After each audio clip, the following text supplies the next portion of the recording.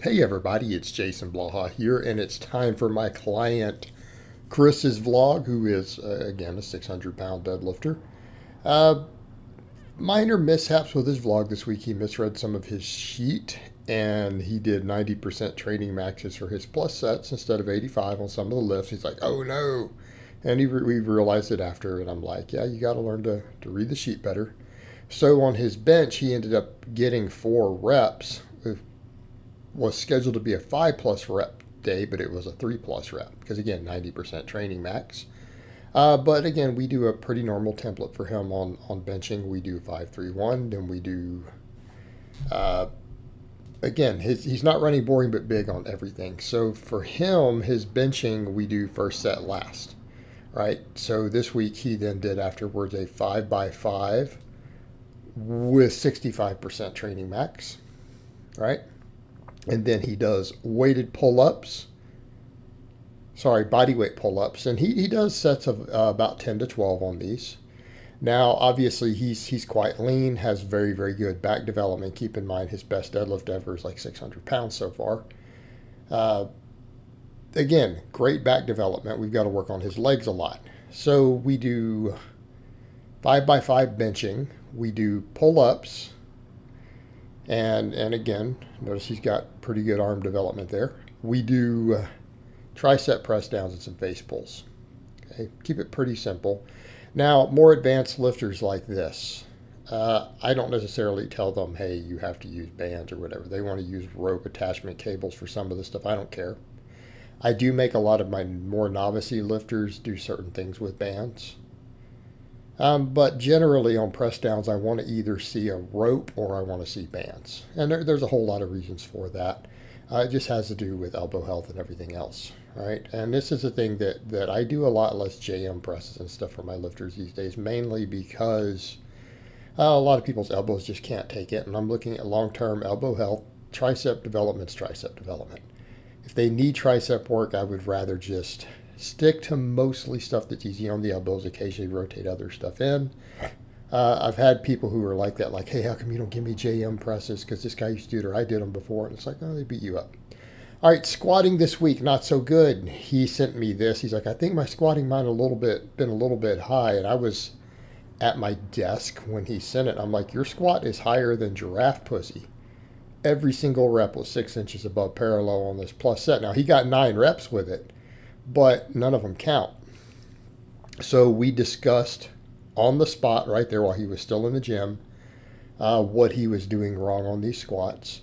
And then all of a sudden he was able to reach depth. He's like, oh my God, this is a breakthrough. Because then we see his 5x10, because he does boring but big here. Look at the depth now. Now we're good. What's the difference? I taught him to turn those knees out more. Like, look, when it starts on the heavy sets, you have to get those knees out. Drive your knees out. Spread the floor with your feet. It will open up your hips. It will let you get back, and it will let you reach depth. And he's like, wow, I've never consciously thought of that. You know, and again, because he hasn't always gone that heavy on squatting, again, this is a lifter who needs more leg development. He's all deadlift. Right? He's all deadlift. He doesn't have a bad bench, though, either, to be fair. But, again, back stuff, this guy is absolutely elite. Because, again, we come over, this guy can crank out multiple sets of 12 on, like, wide grip pull-ups and deadlift 600 pounds.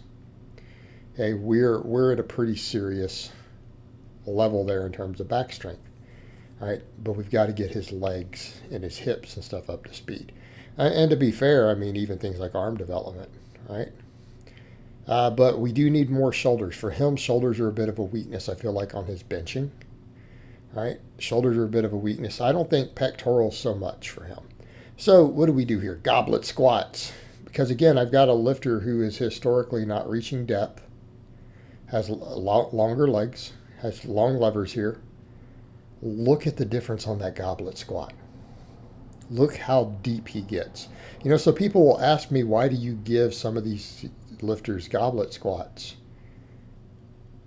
Look at it. Look at the biomechanics difference. Look how effectively it teaches you to squat deep. Okay, there's your answer. I had someone say in the comments, "Oh, you got to replace those with Zercher squats." No, you can't. What sort of utter stupidity is that? Overhead press went pretty good for him this week. I believe he got something like 7 reps on his plus set. We're in a good place there. And he hasn't overhead pressed in a while, so we needed to work it in. I had him incline last week. It's like, look, we need to work on your press. His delts really are limiting his bench. If he can bring his delts up, his bench is going to climb. Because he's got tricep. He's got pecs, actually. Again, if I put up some shirtless stuff, he's got pecs. He's got arms. You've seen his arms. Okay, he just has to bring those delts up. And so working the press is going to help that. It's going to help him tremendously. So we're running back to a standard 5-3-1 template. Press day is pretty similar. He does pull-ups. He does tricep work. We do face pulls. All right? That's what he does. And he's used to more volume than this, and I've reeled his volume in. He has more volume than he needs. He needs to eat. And it's like he said the other day, I'm really shredded right now. I need to just quit being a pussy and eat if I want to get real strong. And I agree. Okay? It's like if he wants, a mid 300s bench, he wants to squat 5 plates, he's got to eat. He is plenty lean. He can afford to gain body fat in the quest for strength because he wants to, get on a platform, right? He wants to power lift. At his height, he really needs to move up a weight class. If he can gain the sheer muscle to move up a weight class, he's going to be a monster. What do I mean by that? I'd like to see him in the 198. For those curious, he's just under 190 pounds right now. He needs to get up over 200, then he can cut water. Okay. Put 10 pounds of solid, mostly muscle weight on this guy. And he's going to be a beast. Absolute beast. I want to get him into the 198. Long term, he may be the 220 if he doesn't mind losing the abs.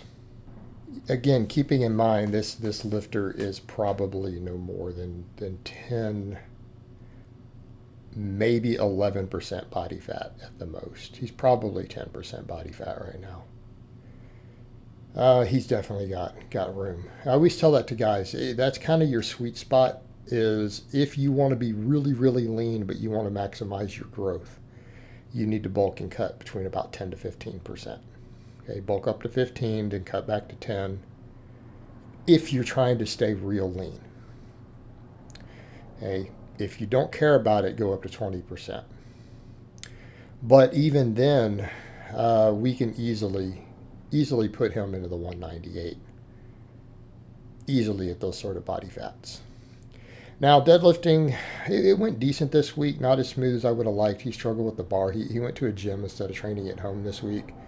The bar was a bit of an issue. He pulled 475 for 5, and he's like, I just got to quit there. It didn't feel right. So again, getting used to those bars. He's got to get used to the bar. So as you guys see for some of this, he throws straps back on to do some of this, like all the rep work. But again, I have him do 5s. So if you look at his sheet, same thing. We do first set last for his deadlifting. We do not do 5x10 for him right now. I'm not worried about hypertrophying his back. I want to get in and get speed and power and technique with a heavier weight. So we do first set last. So that works off of 5x5s, not 5x10s like boring but big. And then he finishes up with glute ham raises, which you guys know I have a love-hate relationship with this exercise. But arguably the best hamstring builder there is. I mean, I can build your hamstrings off of just hip hinges and pulls. Pulls from the floor, to be honest, or Romanian deadlifts. But, I do like to see all my lifters put some time in on a GHR if they have access to one. Particularly lifters like this whose legs are a weak link, right? It will fix some of those weak links. You've got to bring up quads, hamstrings, adductors for this guy. This will do it. All right, guys, well, that's really all I have to say on that today. I hope it's been informative, and I will talk to you guys next time.